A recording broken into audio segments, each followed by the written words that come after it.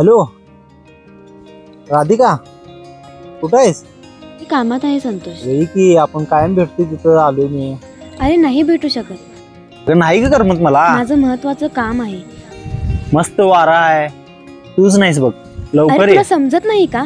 आपल्या घरात समजलं आहे. काय समजले? घरात नाहीस ने समजू दे की, मग आपण काय लग्न करायचंच आहे की. आपलं लग्न होऊ शकत नाही. आमच्या बाबांना सरकारी स्थळ पाहिजे. काय? आपलं लग्न होऊ शकत नाही. सरकारी नोकरी पाहिजे होय? ते तुमच्या घरच्याच राहून दे. पहिला तुला काय पाहिजे सांग पहिला मला. मी पाहिजे काय नको? संतोष, माझा विचार सोडून दे. काय? मी घरच्यांच्या पुढे जाऊ शकत नाही. माझं लग्न दुसरीकडे ठरलं. तू घरच्या शब्दांच्या पुढे जाऊ शकत नाहीस आणि दुसऱ्यावर प्रेम करू शकतेस. अगं प्रेम एका बरोबर, संसार एका बरोबर कसं होणार तुझं? बाबा म्हणतात तू माझ्या लायकीचाच नाहीयेस. काय तमाशा करत बसू नको. तमाशा? अगं माझ्या पूर्ण आयुष्याचा तमाशा तू केलीस आणि तू मला सांगालीस होय?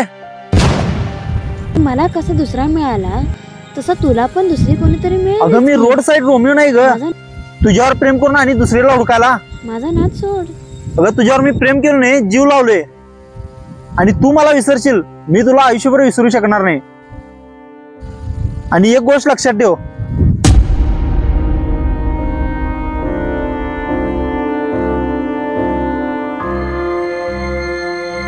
राधिका राधिका पहिलं प्रेम आणि शेवट तूच.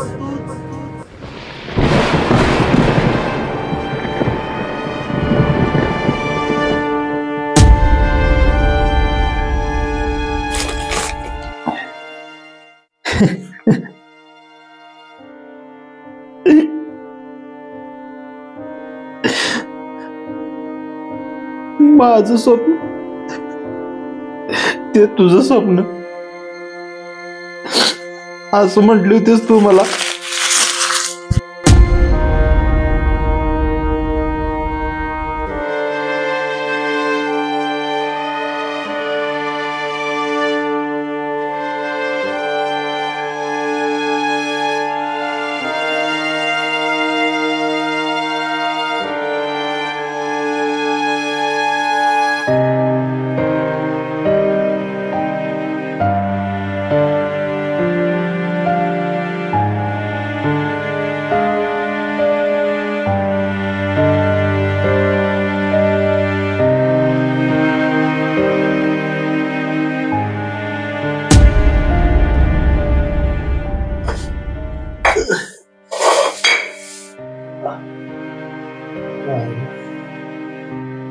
म्हणताना मग सकाळ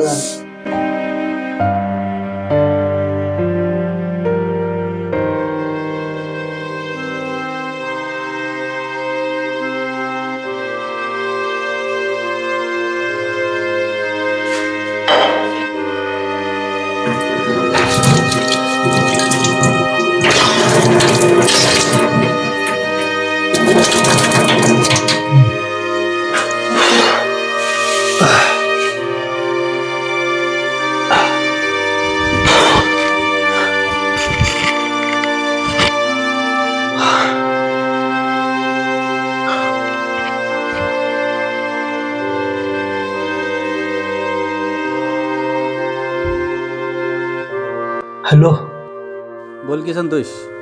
अरे आता तुझीच आठवण काढलेली बघ. 100 वर्ष आयुष्य आहे तुला.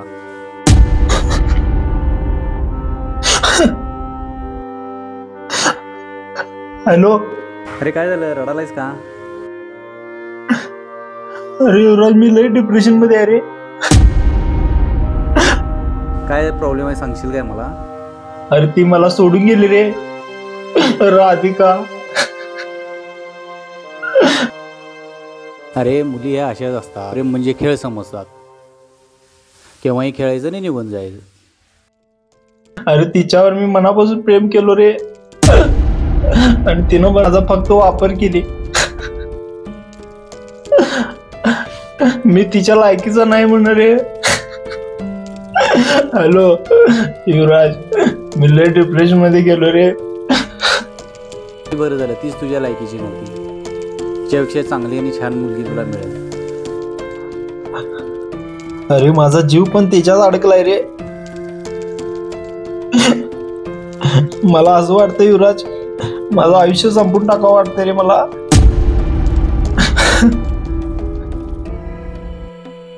धीर सोडू नकोस. आणि एक मुलगी गेली म्हणून काय आयुष्य संपत नाही. तू लवकर ये काय पण करून. अरे होय, मी आलो असतो. माझं एक 4-5 दिवस महत्वाचं काम आहे, ते काम संपवतो आणि येतो. युवराज, 1 मिनिट म्हणजे 1 वर्ष वाटाले रे. अरे 4-5 दिवसाचा तर प्रश्न आहे. मी येतो, आलो की लगेच तुला येऊन भेटतो. तर तुझं डोकं शांत ठेव. ओके.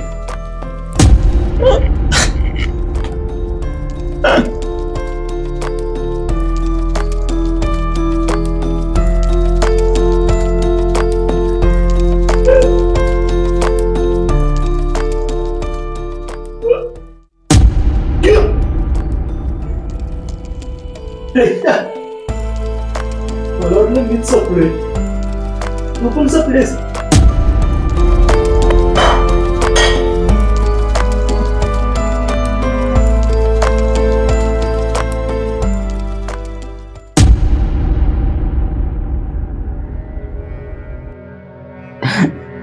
सगळी लोक स्वार्थी असतात.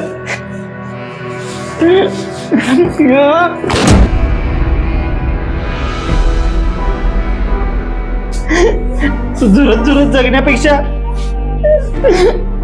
मेल्याला बरं.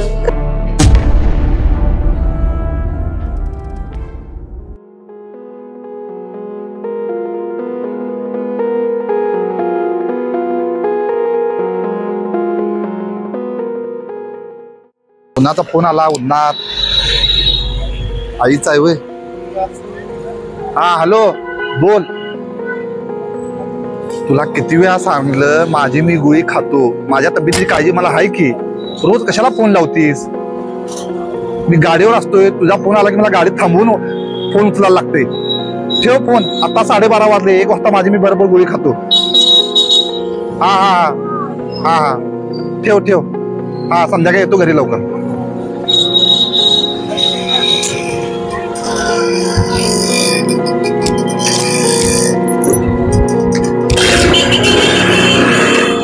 काय गरम आहे ऊन.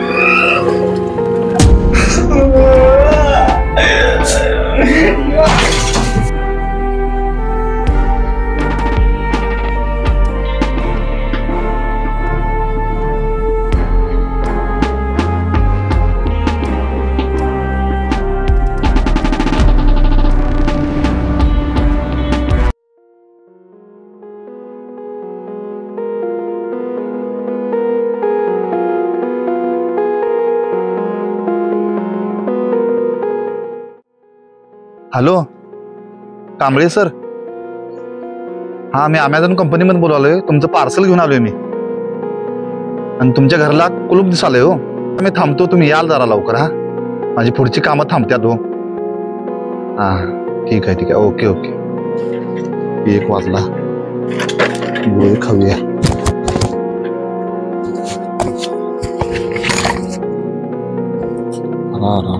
पाणी मी संपलं.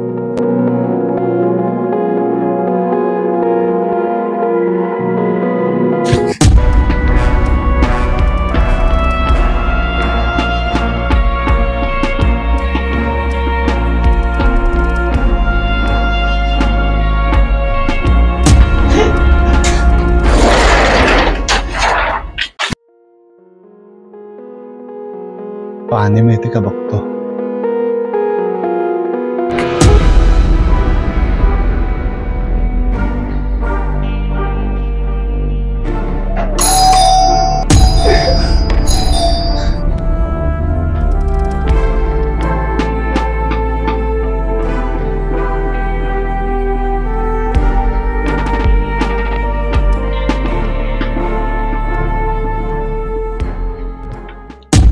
काय सर, तहान खूप लागल्या हो. जरा पाणी पाहिजे होतं प्यायला.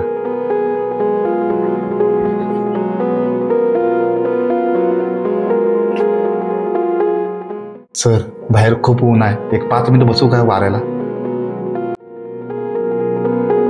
Thank you sir.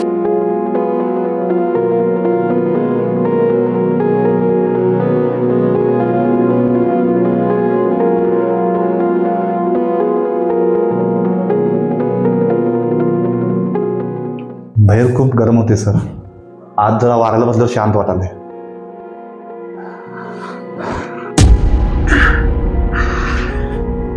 पाचच मिनिटा, माझं खूप महत्वाचं काम आहे. आमची कामं खूप उन्हाची असतात हो, म्हणून असं कुणाला तर घरात आम्ही बसतो आणि जरा पाणी पितो आणि जरा वाऱ्याला बसतो.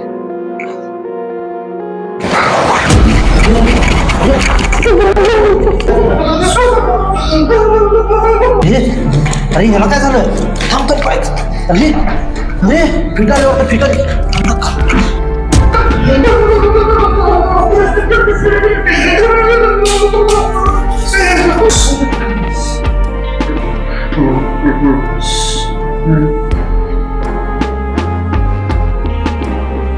काय झालं रे?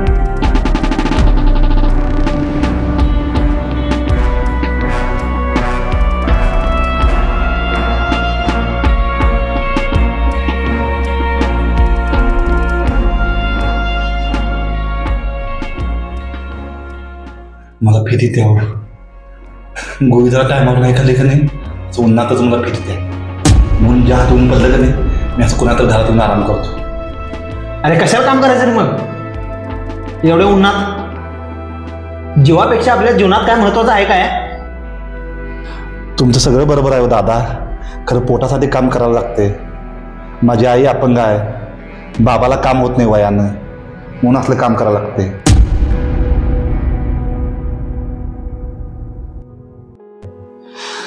कारण देव बी बघा की फक्त नुसतं काम करून खायला मला चांगलं शरीर द्या ना.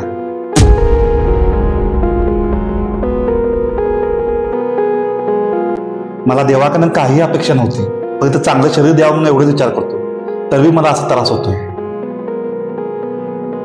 आठवड्यातनं 2-3 वेळा मला असं होतेच.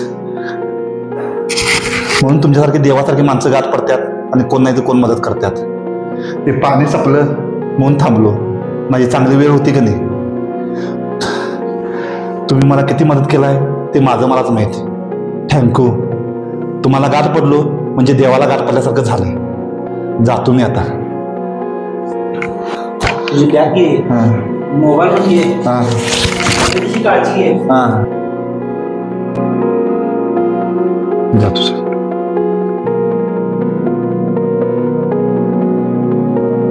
हा माणूस त्याच्या आयुष्यात एवढी मोठी संकट असून पण त्या संकटाशी तोंड देत त्या संकटावर मात करत त्याचं आयुष्य जगालाय. आणि मी काय करतोय? एका क्षुल्लक मुलीसाठी आपल्या आयुष्याचा शेवट करतोय. माणसानं मला एवढ्या मोठी गोष्ट शिकून गेला की आपण आपल्यासाठी आणि आपल्यांच्यासाठी कसं जगलं पाहिजे.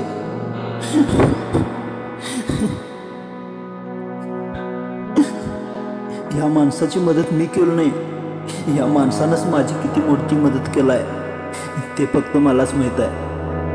आणि एवढं मोठं टोकाचं पाऊल उचलताना मी आमच्या आईबाबांचा जरा देखील विचार केला नाही. ही खूप मोठी लाजिरवाणी गोष्ट आहे.